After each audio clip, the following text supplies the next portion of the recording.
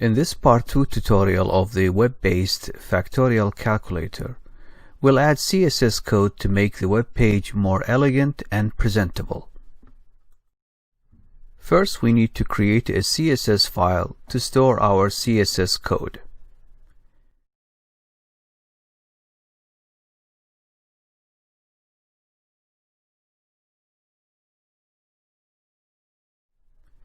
And then link the CSS file to the HTML file by adding this link tag within the head tag.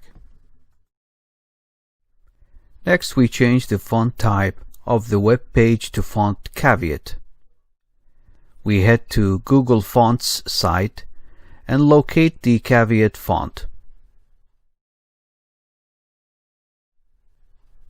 And then select the font size and copy the generated HTML link into the head tag of our HTML code.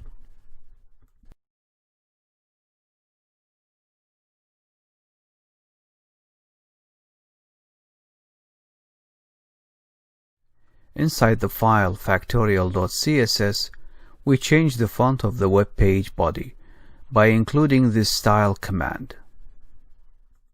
Inside the body element, and using the font family property, we choose the caveat font.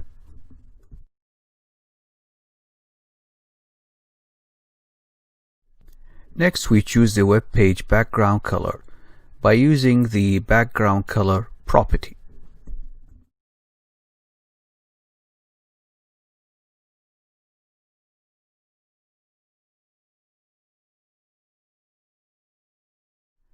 Also, inside the body element, we use the text align property to center align the text on the web page. Inside the h1 element, we change the font size and color of the main header. Inside the HTML file, we reference h1 within CSS by using the class attribute. Here we name the class main header. Back inside the CSS file, we add element.main_header, and inside this element we add these properties to give us this cool ellipse shape. To learn more about these properties, I highly recommend visiting the website w3schools.com, where a lot of examples are demonstrated which you can use in your project. Now we change some properties of h2 element, namely font color and font size.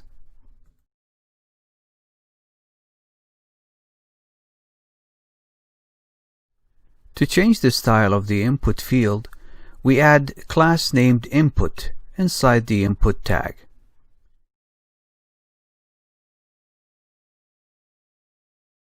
In the CSS file, we add element.input with some properties and see the effect on the web page.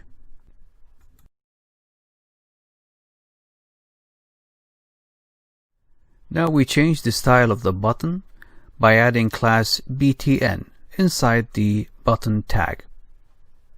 And in the CSS file, we add element.btn and see the effect on the web page.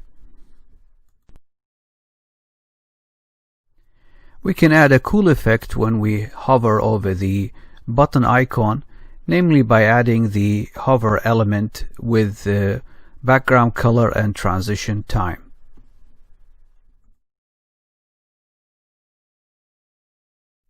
To change the style of the output field, inside the span tag we add class output. And finally, inside the CSS file, we add elements.output and hover and see the effect on the output field.